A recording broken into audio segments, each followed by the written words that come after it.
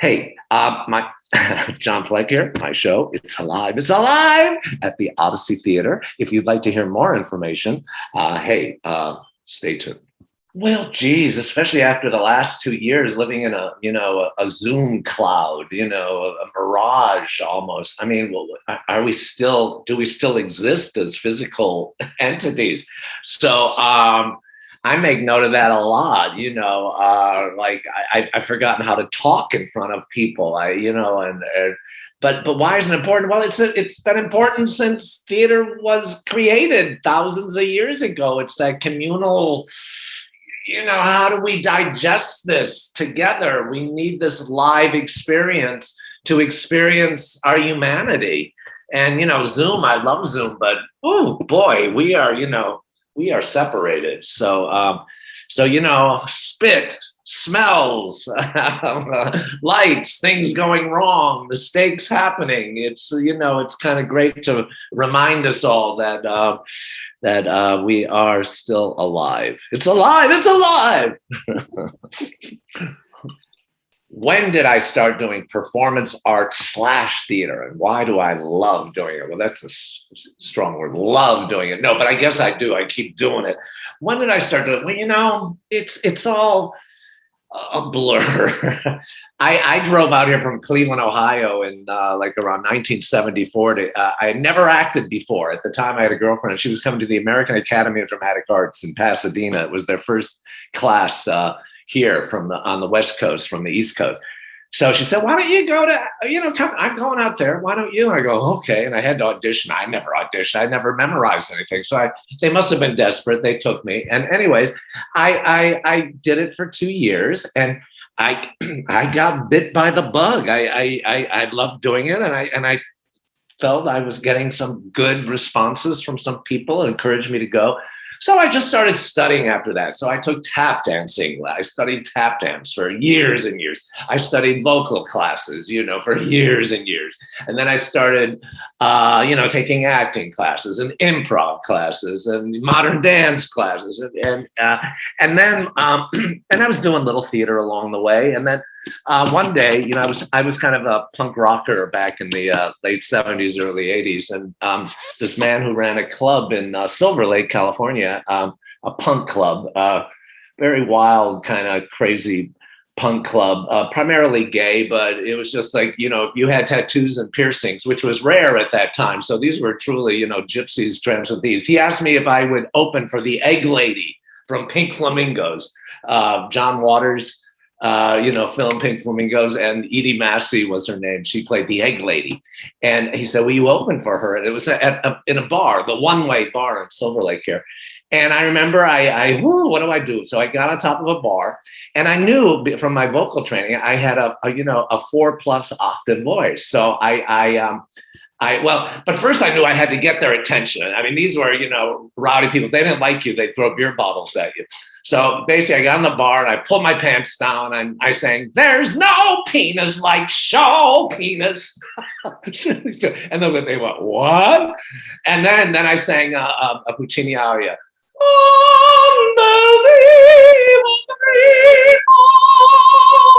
And then that kind of got them. And then from there, I just kept doing pieces, and I was studying with this man, Ned Mandarino, and an acting coach who got me into performance art, and Scott Kelman. And Scott Kelman asked me to write a full-length piece, which I did. Actually, my first piece I ever created full length was with David Schweizer back in 1988, called Psycho Opera at the Wallen Boyd Theater. And so there you have it, long about ways. So that's how I got into performance art / theater. And I guess I love doing it. I love it for selfish reasons. It feeds me, and I've always felt it's kind of saved my life. That's how I express myself. And people seem to get something from it as well. So it's a symbiotic relationship.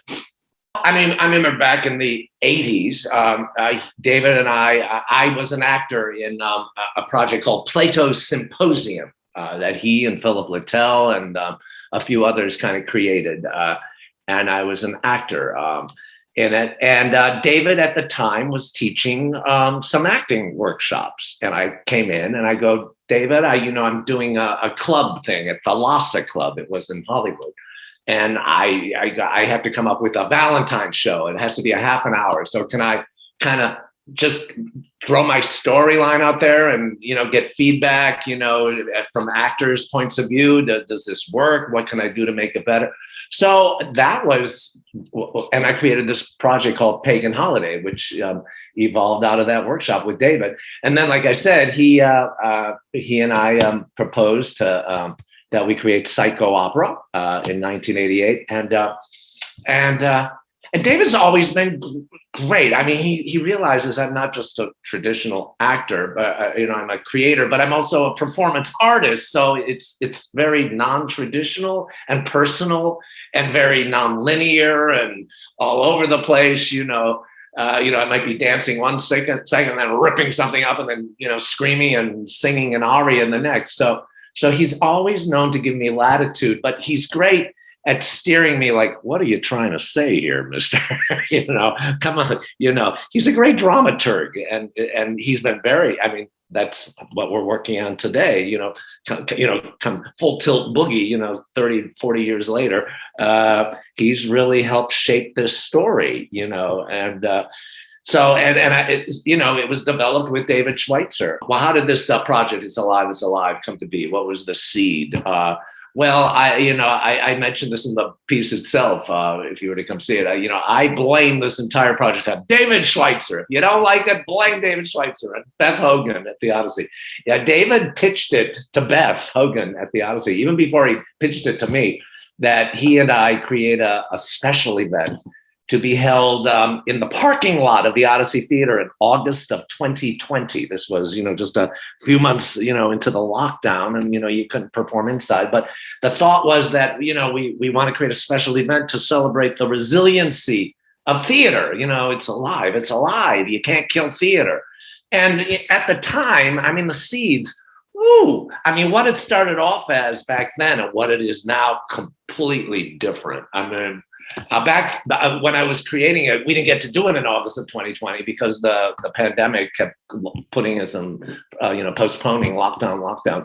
But at the time, what was feeding me was, we had, this political quagmire. It was heavy. I felt like the anvil was over our heads, and then we had this pandemic, this virus. Everybody was like terrified. Oh my God, washing their Trader Joe's bags before they bring them in the house. It came from a place of terror, and I was, just trying to process this. And I don't know, these various characters started to emerge.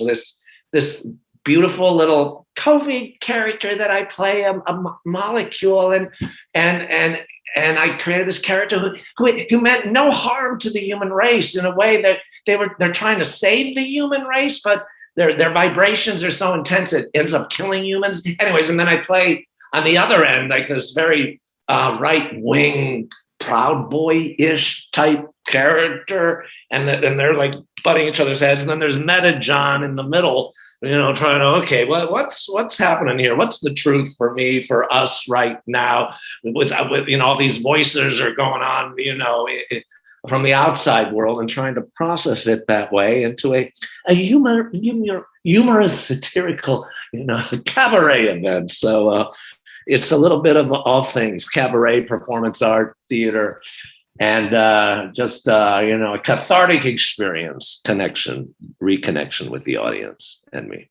We have a band. We have an upright bass, John Snow on upright bass. Then we have Scott Roberts on the tinkling the piano, and then I have two singer, actor, dancers, Kyle and Tomoko, working with us, and that's been great because usually, I'm a solo performer, and I think my solo days, I want to start working with other people. So this has been great, and I love getting back to my early kind of cabaret musical roots. And so we sing, there's a shitload of singing going on and dancing here. So it's got some heavy themes, and it's got a lot of, I like to kind of make people, part of my thing is to make people like uncomfortable a little bit, but also to laugh a lot. So, you know, like you might be, oh my God, what's he doing? But, and kind of make them maybe even like cry a little bit too. Like, I don't know, just, I like to dig deep and get some emotions out of people, unpredictable emotions. Like, wait, we didn't see that coming. Why are we feeling that? What do I want the audience to get out of this alive? It's alive. What do I want the audience to get out of it? Well, I want them to, for one thing, to reconnect again in a theater and get that experience of, being alive together. And there's a reason, for theater, there's a purpose for us to be here and not home watching Netflix or Zooming with someone. That this is a fundamental human need to be with each other and process all. 2 years went by and we couldn't process any of this stuff on stage or together live. And so I would like them to get out of that and also just to have a friggin' good time and just get some laughs, shits and giggles. We need some shits and giggles, so that's what I hope they get out of it. And hey, the price is right. Geez, for the cost of a martini in a high-end restaurant, you can see live theater, What am I looking for as I perform this production in front of? What am I looking for? Well, I'm looking to remember where I am. There's a lot of and so I'm always thankful when I get through it.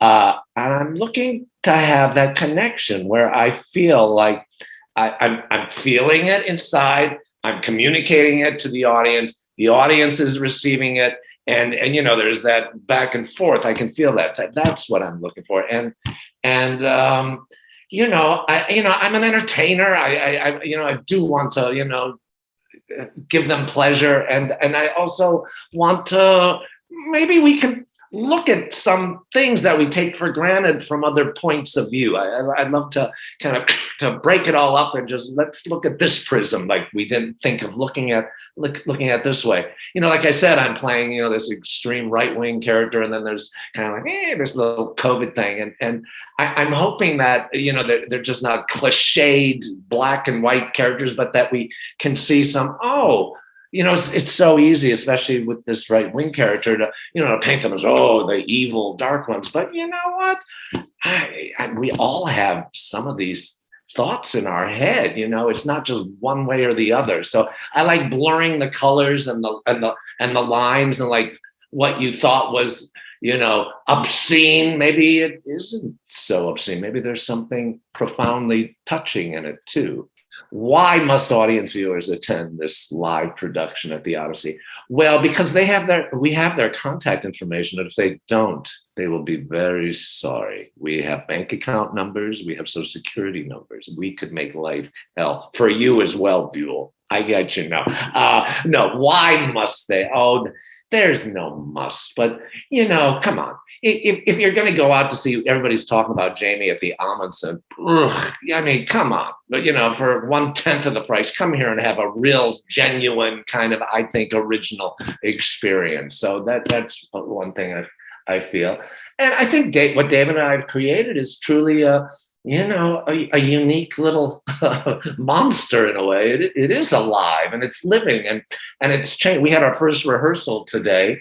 And we did a workshop about 5 months ago, and just like, whoa, the world just in 5 months is different. So, it is alive. It's a living thing. And I think that people will connect with it, and perhaps it will make them even feel more alive to have partaken of it. And, it's only an hour long. Then we can go out and have a drink afterwards too. So that's always fun. When did I first hear about the Odyssey Theatre, and why do I like working there? Well, the first play I ever did after graduating the American Academy of Dramatic Arts in 1976 was a play at the Odyssey Theatre. I think it was 1977. And it was when they originally over on Ohio Avenue on the west side of LA, off Santa Monica Boulevard. And it was Wojciech. And I can't remember, I was wrapped in a turban. I played like a fortune teller or a carnival barker of sorts. It was with Franklin Seals, who was a wonderful actor. Ron Saucy directed it. And wow, I thought, wow, okay, I've made it. I'm, doing a legit, whatever that means, theater here, after my work, schooling days. But anyways, that was how I came to know the Odyssey Theatre. They're 50, I think they just celebrated their 53rd anniversary. I mean, that's incredible that they could still go on it. And I do, during our show here at the Odyssey, I do take a moment to celebrate their longevity, keeping this theater alive. It's alive. It's still alive, for Christ's sake. And what keeps me coming back? Well, I love how they encourage me to keep going. There's this part of me, I'm going to be 71. I know I look fabulous for 71, but there's this part of me that goes, oh, you know what? Time to retreat. Let the youngins take over. Who cares about an old, cisgender white guy, but they. Beth Hogan, God bless her, has encouraged me to keep doing this. And I got to say, hey, I still have something to say, and I still have an audience who wants to hear what I say. So I'm really grateful to them for, keeping the flame burning. What would I tell other performance artists, actors to get involved with the Odyssey Theatre? Because it's a beautiful space. Oh, my God, they got 3 theaters there. That's it's great, and an audience comes, and you get to practice your stagecraft. It's not. I mean, LA. It's a joke. It's all about TV, film, but there's a lot of theater actors here. There's a lot of people here from around the country who grew up with theater, who love theater. So it's a place that it's one of the oldest theaters here in LA and it's still living, and it's still encouraging new work and experimental work. I've always felt that about the Odyssey. They're not interested in butterflies are free or but they're looking for new cutting edge work. So if you feel like you want to go that direction, this is the place to do it, I think. Well, why should the community support community theater? Well, geez, I mean, we support the Taper, we support the Center Theater Group. What about these?